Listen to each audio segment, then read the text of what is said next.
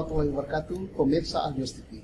Hari ini Albios TV mendatangkan tamu khusus, tamu spesial. Beliau adalah seorang pakar di dunia pertambangan. Beliau juga seorang praktisi di bidang pertambangan. Beliau juga seorang praktisi di bidang perbisnisan pertambangan. Beliau adalah generasi muda dan generasi masa depan bangsa ini. Siapakah beliau? Assalamualaikum warahmatullahi wabarakatuh. Beliau adalah Dr. Insinyur Haji Johan O. Silalahi, Master Hukum, alumni Institut Teknologi Bandung. Pak Johan, pertambangan, energi, ada yang mengatakan Indonesia sangat kaya. Dari Sabang sampai ke Merauke, hamparan di Khatulistiwa ini, di perut buminya penuh dengan kandungan mineral, energi, dan lain-lain. Bagaimana ini Pak? Memang ini sudah menjadi karunia Tuhan kepada bangsa Indonesia, maksudnya, dan diakui oleh dunia. Salah satu buktinya bagaimana kita bisa dijajah ratusan tahun dan sudah bisa dibuktikan di seluruh dunia. Kenapa satu negara itu bisa dijajah? Pasti karena penjajahnya tertarik untuk mengeksploitasi sumber daya alamnya. Dan Indonesia adalah salah satu 6 negara di dunia yang dikaruniai Tuhan luar biasa, Pak Sugno. Kalau kita lihat, pernah kita mengalami Indonesia booming dengan produksi minyak, Pak. Sampai kita menjadi anggota OPEC sebagai pengekspor minyak dunia. Akhirnya susut, walaupun kita masih memproduksi minyak, tapi tidak lagi bisa mengekspor. Tapi masih dikasih karunia Tuhan yang lain, kita bisa booming dalam produksi tambang batu bara. Kita bisa booming tambang mineral, kita bisa booming tambang emas, tembaga, dan lain-lain. Banyak sekali, Pak.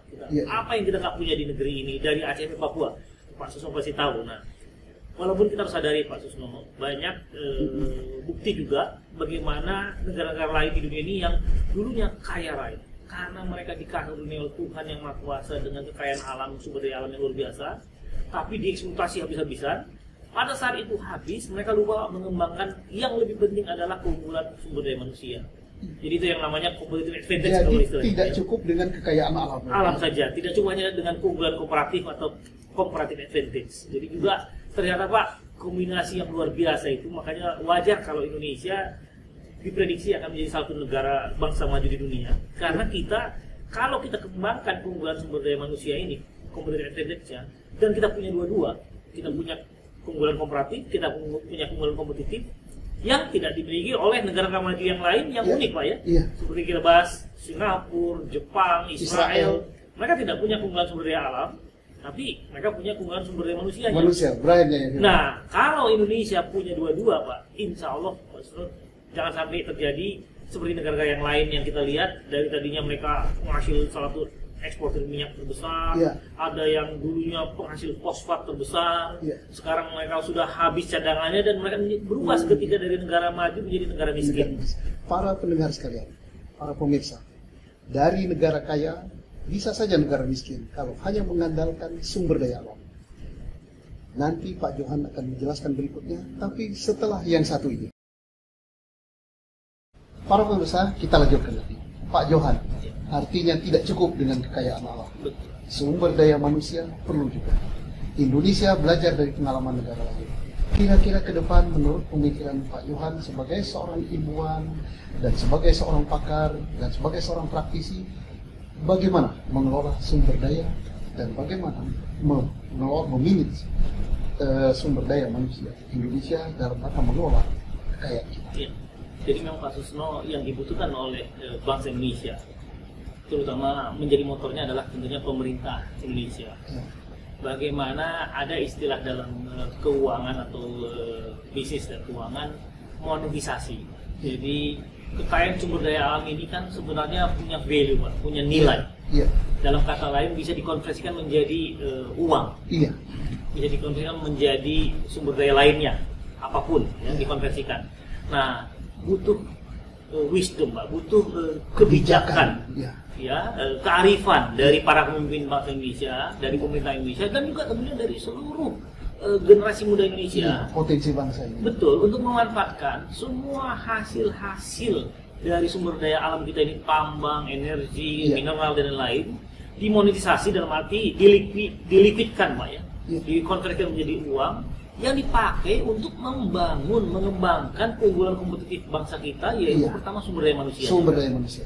Karena fakta yang kita lihat tadi Pak, bagaimana Singapura negara kota kecil Ya. tapi bisa menjadi salah satu negara makmur di Dia dunia. tidak punya tambang ya Pak? Tidak Ya? punya sama sekali Pak. Iya. Bahkan lahan pertanian pun dia tidak Tidak punya punya. Pak Saudara ya. Hanya negara kota. Tapi didagangkan semua produk pertanian di situ. Betul. Bahkan seluruh dunia Pak. Negara-negara Seluruh dunia. penghasil produk pertanian, pertambangan, energi mineral, mereka yang memperdagangkannya. Beliau di Singapura tidak punya minyak, tapi minyak diperdagangkan di situ. Betul. Diolah di situ. Bahkan yang paling luar biasa Pak, Singapura bisa membuat menggelar balapan Formula One dan malam hari, satu negara di dunia yang menggelar balap Formula 1 malam hari dengan listrik yang terbaik Pak. Karena kebetulan saya juga di ITB dulu ada alumni dari teknik elektro, saya tahu Pak, kalau malam hari itu kecepatan tinggi balap Formula One, kalau sampai frekuensi listriknya itu bisa Bahaya sekali. rendah atau berkedip, itu bisa fatal. Tapi Singapura bisa, karena apa? Karena mereka sumber daya yang Listrik. membuat menghasilkan listrik itu adalah dikirim lewat pipa bawah laut dari Indonesia Pak. Loh, Gasnya Yang dari Indonesia itu? dari Indonesia Pak. Jadi Singapura bisa menggelar balap Formula One itu sumber daya energinya listrik dari- itu melalui gas yang dialirkan dari dari tempat Pak Susno di Gresik di Sumatera Selatan sama dari Natuna Pak.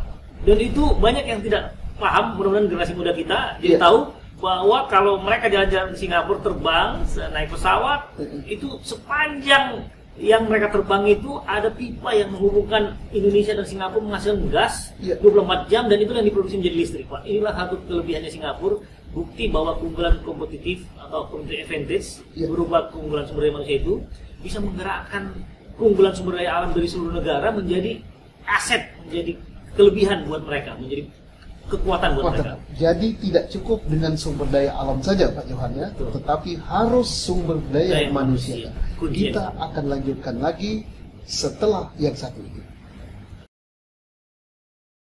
Pak Johan sangat menarik sekali. Tidak cukup dengan sumber daya alam, sumber daya manusia. Dan tadi Pak Johan mengatakan bagaimana menjadikan ini semua uang untuk memakmurkan bangsa ini, untuk membangunkan bangsa ini. Jadi ini tidak hanya cukup tambang saja, tapi mengarah kepada mining bisnis, kira-kira begitu. Bagaimana pemikiran kira-kira? Ya, ini pas sekali Pak Susno kepada publik, ya, apalagi generasi muda. Ya. Contoh kisah nyata yang terjadi kebetulan pada saat saya mulai menjadi komisaris independen di PT Bukit Asam Tbk, yang kita tahu ini adalah sebenarnya perusahaan peninggalan Belanda Pak. Ya. Perusahaan tambang batubara Terbesar. terlama dan terbesar di Indonesia. Seluruh aset tambang batubara kita dulu di Indonesia itu adalah miliknya PTB adanya. Saya memberikan saran Pak kepada direksi pada saat saya awal di sana sekitar 2 tahun yang lalu. Apa yang saya katakan? Ini contoh Pak, bagaimana kombinasi antara competitive advantage dengan comparative advantage ini harus bijak memanfaatkan semuanya.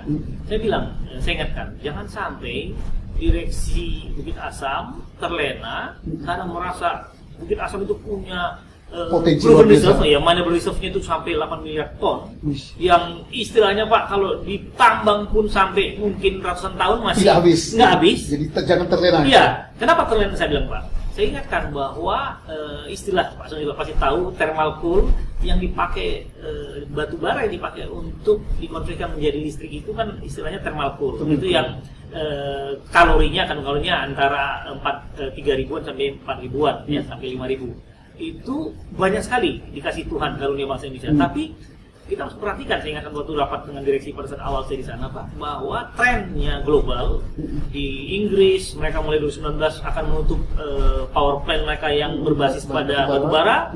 Eropa mulai ngikutin. Jadi saya bilang kalau kita terlena, kita lupa memonetisasi atau melikuidkan batubara ini, jangan sampai mungkin nggak sampai 50 tahun ke depan batubara ini sudah di-ban Pak, sudah dilarang untuk diperdagangkan, bahkan sudah dilarang untuk diproduksi karena isu lingkungan Pak kan. Iya.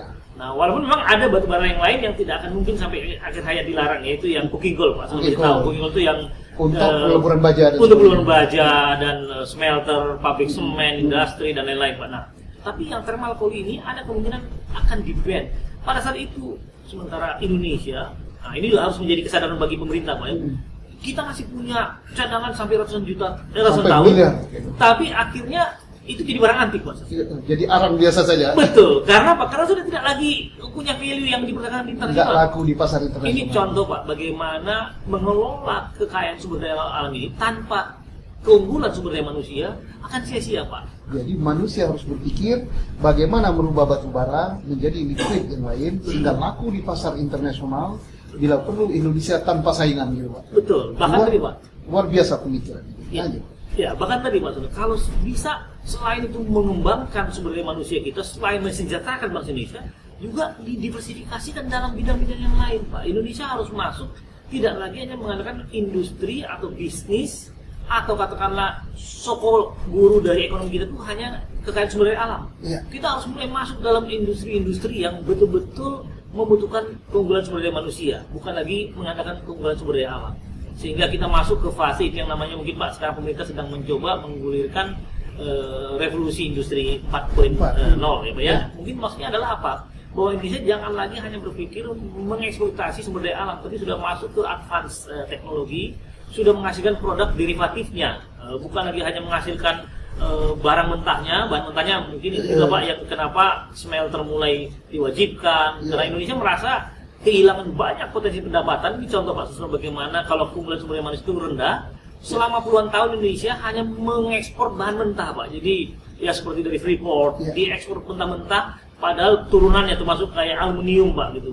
Yang paling mahal kan setelah jadi bahan-bahan yang dipakai oleh manusia. Bagus sekali.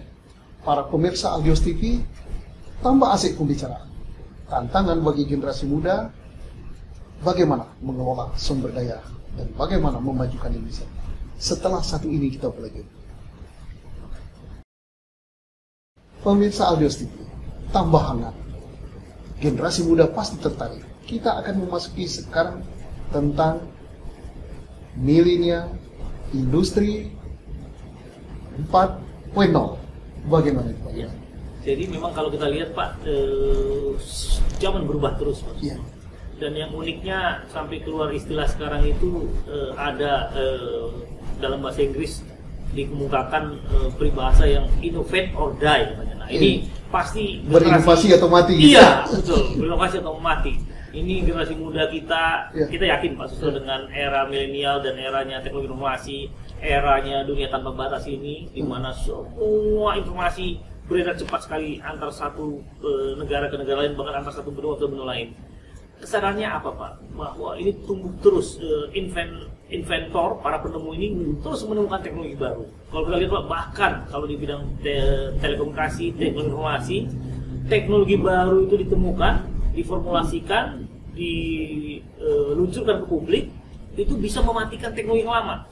Kalau kita lihat bisa, Pak, contoh dulu teknologi pager, sempat boom, begitu keluar teknologi seluler mati, ya, Pak ya. Dulu pas foto pakai kertas, sekarang sudah cukup hanya foto. Bagaimana? Iya tadi Pak Susno bilang perusahaan-perusahaan yang fokus hanya memproduksi fotografi, alat foto sampai ke ini sarana pendukungnya, Pak, tutup karena sekarang lewat handphone sudah kirim data, fotonya resolusinya sangat tinggi, maksudnya ya. Bagaimana BlackBerry dulu di Indonesia sangat tinggi pasarannya, hancur. Sekarang habis ketiga, Pak. Hancur juga. Betul, inilah bukti, Pak, bahwa industri itu revolusi industri sangat cepat sekarang, Pak. Jadi pilihan berbeda, berubah atau mati. Betul, innovate or die. Jadi Anda harus berinovasi atau Anda akan ketinggalan zaman, dan itu berarti kalau dalam istilah mungkin tanda kutip itu mati itu maksudnya ya Anda akan menjadi orang yang kuper kalau dalam bahasa milenial, para pegawai. Dan yang lebih luar biasa, Pak Susno, akan ketinggalan betul-betul dari sisi banyak hal, Pak. Contoh, dari sisi penghasilan, Pak. Contoh kayak tadi, perusahaan-perusahaan yang tadi mati itu otomatis mereka bangkrut, Pak.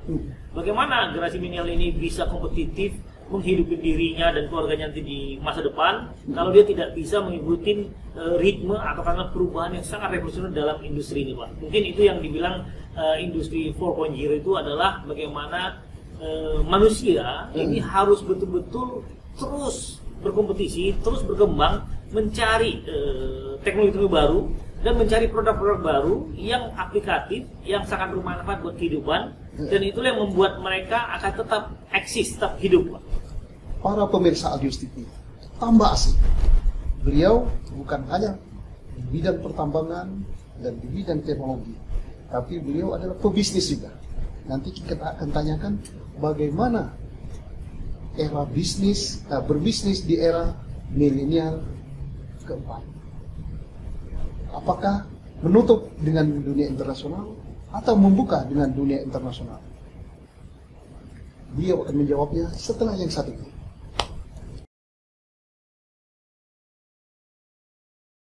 Pak Johan, ini yang sangat menarik. Bapak selain seorang teknolog, selain seorang pakar di bidang pertambangan, Bapak adalah bisnismen. Dan bisnis Bapak sudah merambah dunia internasional. Bagaimana Pak di era milenial sekarang ini? Apakah bisnis itu harus menutup diri, tidak boleh asing masuk, atau justru kita membuka diri, atau justru kita ekspansi, mengajak dunia internasional bukan sebagai musuh tapi mereka sebagai mitra, atau bagaimana pandangan Bapak? Betul, mau tak mau Pak Susno, seperti yang kita bilang tadi, pilihannya sekarang bagi generasi milenial adalah Anda ikut dalam arus perubahan, ikut dalam arus kemajuan, ikut dalam arus penemuan, ya, yang sekarang tumbuh di mana-mana karena dengan pesatnya perkembangan teknologi informasi ini, sehingga apapun Anda bisa tahu dengan seketika, bahkan data apapun yang Anda butuhkan siap dalam genggaman melalui handset Anda. Iya, tidak perlu pulang ke kantor, betul, buka almari lagi ya Pak. Nah, mau tak mau Pak Susno, kita harus, bangsa Indonesia terutama generasi penerus kita, generasi milenial ini harus menjemput, harus ke depan. Nah, contoh Pak Susno yang nggak bisa dihindarin, Singapura. Kemarin Pak, kita baru mendirikan perusahaan di Singapura, ya. Bersama Vietnam ya Pak? Betul, sama Vietnam. Dan bagaimana Vietnam menjadi mitra kita, sudah bicara tentang akses pasar. Mereka tidak lagi seperti zaman dulu Pak, itu formal dari pemimpin-pemimpin negara atau pemerintahan dibuka aksesnya. Itu baru Vietnam Pak ya? Betul. Dan Vietnam pernah tinggal dari Indonesia Pak ya? Betul, mereka sangat maju Pak sekarang Ya. perkembangan mereka. Iya. Dan ini yang membuktikan Pak memang ini sudah eranya borderless tadi Pak ya, Iya. bahwa kita bisa buka kantor di Amerika, buka kantor di Australia, Iya. buka kantor di Eropa, dan bisa berhubungan dengan sangat murah, sangat efisien, Bukan bekerja efisien cepat. Dan pasarnya yang kita bicara bukan pasar negara atau wilayah, udah pasar dunia Pak. Dunia. Jadi Global. betul, perusahaan itu bisa dilihat dimanapun, tapi dia bisa memperdagangkan, bisa bisnis semua barang produk dari seluruh dunia, marketnya juga dari seluruh dunia, dan seketika Pak dilakukan, tidak ada batas waktu lagi Pak. Itu yang namanya Batas waktu, real time, batas Pak. wilayah, Batas borderless, wilayah. sudah borderless. Dan real time kalau istilahnya Pak. Jadi di Amerika kita trading seketika saat ini, deal langsung berjalan semua transaksinya Pak. Ini yang bukti Pak Susno, generasi milenial bangsa itu harus menjemput masa depannya betul-betul, jangan pasif menunggu. Kalau bisa Pak, jangan sampai kita dikuasain oleh sumber daya manusia yang ekspansi ke Indonesia. Kita yang harus ekspansi ke seluruh dunia. Indonesia punya potensi untuk sana Pak. Pemirsa Aldios TV, pembicaraan sangat menarik. Nanti apa pesan-pesan beliau untuk generasi muda setelah yang satu ini?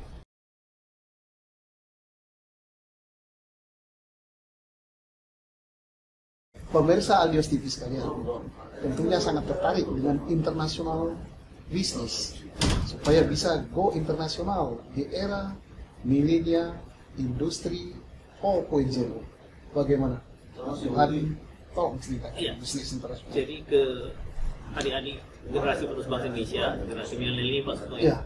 memang sudah kita bahas di segmen sebelumnya, bagaimana mereka harus berani punya visi melangkah ke depan, jemput duluan sebelum Indonesia dikuasai oleh para pebisnis, sebelum dikuasai oleh sumber daya manusia asing yang memang sudah dibuka Pak sekarang. Sudah dibuka, pasarnya ya. sudah dibuka. Jangan sampai kita kalah set. Jadi kita duluan menyerbu ke luar negeri, kuasain pasar-pasar atau celah-celah market atau pasar yang ada di baik di Singapura, di Hong Kong, di Amerika, di Australia, di Eropa. Ya. Kita harus maju di depan generasi penerus bangsa Indonesia karena kemampuannya Mas No, Ya. bangsa kita ini juga pintar-pintar Pak. Ini kita harus Pinter, akui, tapi pintar-pintar. tinggal bagaimana melangkah ya. Iya, nah nyalinya, keberaniannya Ya. untuk melangkah, dan harus percaya diri bahwa dia bisa berkompetisi sejajar dengan bangsa asing, dan itu kita bisa Pak. Karena kita lihat sebenarnya sekarang Indonesia Pak Susno sudah mulai tumbuh, makanya bangsa-bangsa asing pun memperhitungkan kita Pak. Ya. Cuman karena kita jumlahnya besar, 260 juta ini, persentasenya kan Tuhan memberikan hampir sama, Pak. Ya. Jadi katakanlah kualitas unggul dari setiap bangsa itu hampir sama persentasenya. Ya. Tapi karena kita dari jumlah 260 juta ini tentunya ya banyak. Tapi dibandingkan yang katakanlah yang masih belum